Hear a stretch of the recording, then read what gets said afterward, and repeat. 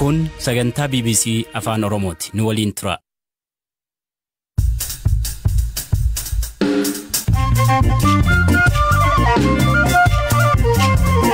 Yooyaa malee yooyaa dhaggeeffattoota raadiyoo BBC Afaan Oromoo nu dhiyaadha bakka nu dhaggeeffachuu jirtan cufaatti sagantaan keenya am jalqaba.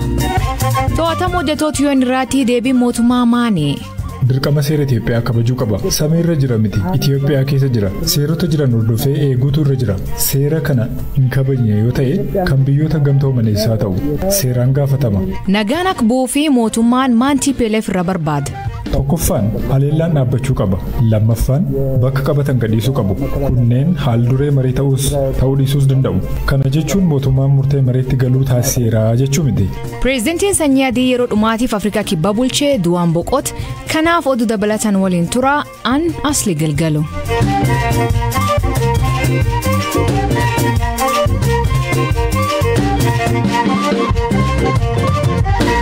Dhaggeeffattoonni oduutiin jalqabaanii imbaasiiwwan biyyoota garaagaraa teessoo isaanii magaalaa Finfinnee godhatan yaaddoo nageenyaa lolkaaba Itoophiyaa wal qabateen lammiileen isaanii garbii isaaniitti akka dachaan torbe dabre kaasee waamicha gochuu eegalan. Ameerikaa, United Kingdom, Saudi Arabia, Kanadaa akkasumas biyyoota michuu Itoophiyaa jedhaman akka Raashiyaa fi Kooriyaa kibbaa biyyoota yaaddoo nageenyaa Itoophiyaa keessa jiru lammiilee isaaniif akeekkachiisa kennan. Kanaan wal qabatee dubbi himaa ministeerri dhimma alaa ambaasadar Diinaa Muftiin irraa deebii kenne. አንዱ በማወቅ አውቆ ደለብሬትሊ የኢትዮጵያ መንግስት kana lamatti qooduun ni danda'ama. Beekaa ta'e jedhamee mootummaa Itoophiyaa jilbeeffachiisuudhaaf humna ittisaa laaffisuudhaaf akkuma miidiyaa duula gama kanaan godhamutu jira ta'e jedhameeti. As gaaniiru kiiloomeetira 40 irra jiru naannoo sulultaa jiru kan jedhu qaama sanaati. Duula kana junticha wajjin ta'uudhaan qaamni qindeessu jira. Isaantu kana godha. Kun uummata abdii kutachiisuu fi waraana xiinsammuuti. Kan biraan ammoo osoo hin beekin hawaasni dippiloomaatiikii osoo hin beekin kana keessa galan kan nuti quunnamnee ibsaa fi jirruu fi tasgabbaa jiranis jiru. Warra hin beekneef waltajjiiwwan garaagaraa ittimaa jirra. Warra beekaa ta'e jedhanii godhan homaa gochuu hin dandeessu. Mootummaa Itoophiyaa irra dhiibbaa gochuuf kunis ta'u haalicha yeroo mirkaneeffatan ni hafu. Hojjettoonni dhaabbata biyyoota gamtoomanii 16 magaalaa Finfinneetti to'annoo jala ooluu hordofee sababni qabanii fi seera labsii yeroo ariifachiisaa cabsuu akka ta'e dubbatan. ኢትዮጵያ ውስጥ የሚኖር የተመድ ሰራተኛ የኢትዮጵያን ሕግ የማክበር hojjetaan dhaabbata biyyoota gamtoomanii Itoophiyaa keessa jiraatu dirqama seera Itoophiyaa kabajuu qaba. Sameerra jira miti. Itoophiyaa keessa jira. Seerota jiran hordofee eeguutu irra jira. Seera kana hin kabajne yoo ta'e kan biyyoota gamtoomaneessaa ta'u ka gamtaa Afrikaas haa ta'u seeraan gaafatama. Olaantummaa seeraa kabachiisuu wajjiniin wal qabatee labsii yeroo muddamaa kana keessa hojjettoota dhaabbata biyyoota gamtoomanii qofaa otoo hin taane kaanis jiru. Lakkoofsi isaanii agam akka ta'e ragaan qabu. Qabachuunis narra hin jiraatu. Kana kan hojjetu qaama biraadha.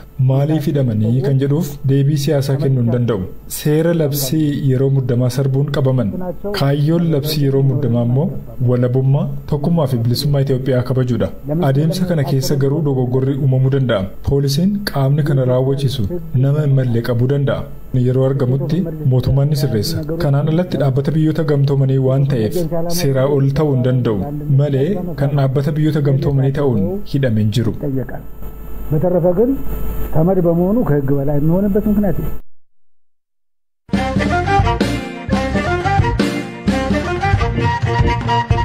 Oduu biraatiin dhaabbanni Boeing maatiiwwan balaa xiyyaara Itoophiyaa Boeing 737 Max barkuma 2019 lubbuu namoota 157 galaafatu waliin waliigaltee ergaan. Kaampaniin xiyyaara oomishu kuniin du'a namoota kanaa fi itti gaafatama ta'uu isaa akka amane raagalee murtii Chicaagoo irraa argame in ibsa.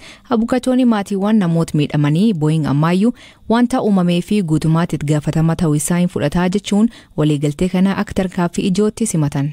Dhaabbanni Boeing maatiiwwan balaa xiyyaara Itoophiyaa Boeing 737 Max bara 2019tti lubbuu namoota 157 galaafate waliin waliigaltee irra ga'eera. Kaampaniin xiyyaara oomishu kun du'a namoota kanaaf itti gaafatamaa ta'uusaa akka amane ragaaleen mana murtii Chicaagoo irraa argame ni mul'isu. Abukaatonni maatiiwwan namoota miidhamanii Boeing ammayyuu wanta uumameef guutummaatti itti gaafatamaa ta'uusaa ni fudhata jechuun waliigaltee kana akka tarkaanfii ijootti simataniiru. Waliigalteen kun maatiin US ala jiran biyyoota akka Itoophiyaa fi Keeniyaa keessa jiran karaa manneen murtii US'n akka beenyaa argataniif karaa bana. UK irraa Mark Pegram ka ilmi isaa Sam balaa kanaan lubbuun isaa darbe nuuf wanti guddaan Boeing balleessaa kanaaf daandii qilleensa Itoophiyaa yookiin immoo paayileetota himachuu dhiisee balleessicha amanuu isaadha akka isaan harka kennatan barbaanne jedha. Harmeen Sam deebiin akka BBCtti himtetti beenyaa nuuf kaffalamuun nuti maqaa Saamiin gargaarsa gumaachuudha. Kuni wanta nuti gochuu barbaannuu fi wanta Saam akka nuti goonuuf barbaadudha jetteetti. Waliigalteen Chicago Illinois bakka waajjirri muummee Boeing jirutti gaggeeffame kun karaa itti kaffaltiin beenyaatti raawwatamu bana. Waliigaltichi sadarkaa beenyaa maatilee miidhamtootaaf kennamuu addatti ibsuu baatus hanga isaa fi adeemsota gara fuula duraa irratti daangaa ni kaa'a. Boeing maatileen namoota balaa kanaan lubbuu isaanii dhabanii akka beenyaa sirrii fi madaalawaa ta'e argatan gochuuf kutateera jechuun dhaabbatichi ibsa baaseen heereera. Abokaatonni maatilee ibsa baasaniin waliigaltee kanaan Boeing xiyyaara 737 Max rakkoolee miidhaa uuman qabaachuu isaa amanee balaa uumameef qaamolee biroo kamuu himachuuf yaalii akka hin taasisne waliigaleeraa jedhan.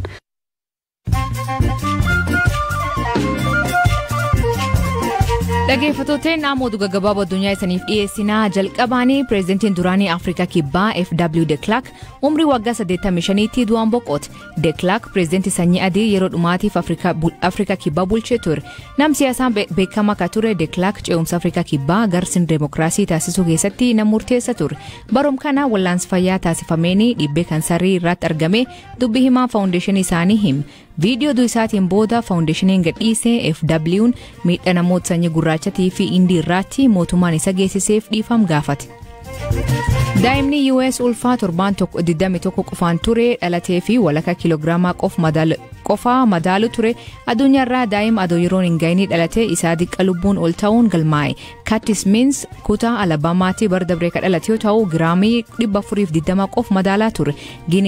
Guinness World Record Curtis Means akka walumaatti ji'oota 16 ka guute ta'uu ibsuun rikoodii addunyaa haaraa galmeessisuu mirkaneesse.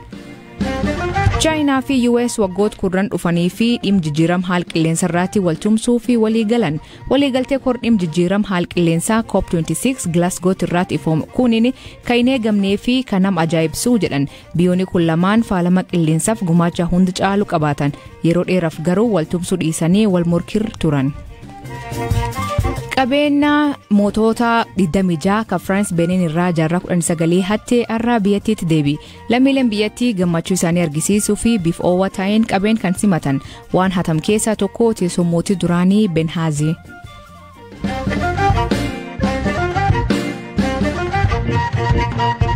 Dhaabbata televiiziyoonii Nabad jedhamu kan hoogganuu fi abbaa ministeera dubartoota daa'immaniif dargaggoota akka turte Filsaan Abdullaahi obbo Abdullaahi Ahmed dheengadda uummattoota nageenyaatiin gaafatamuu himan.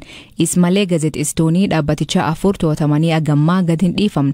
Dabalataan dhaabbatichi aanga'ootaan cufamu obbo Abdullaahi BBC Somaaliitti hime.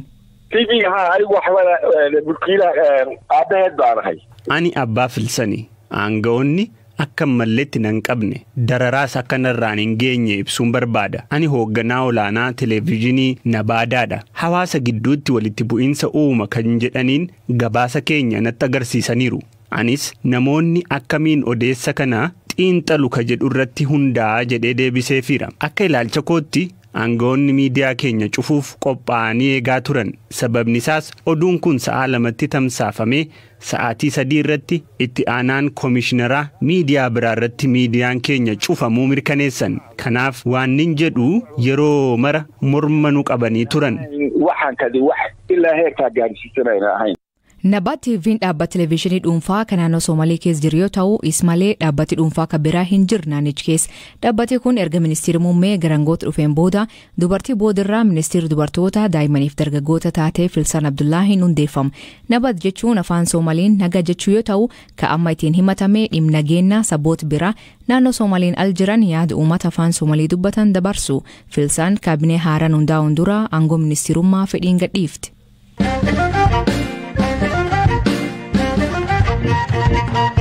Nagaan akka bu'uu fi TPLF iddoowwan naannolee Amaaraa fi Afar keessatti qabattee gadhiistee bahuu qabdii jedhu mootummaan Itoophiyaa.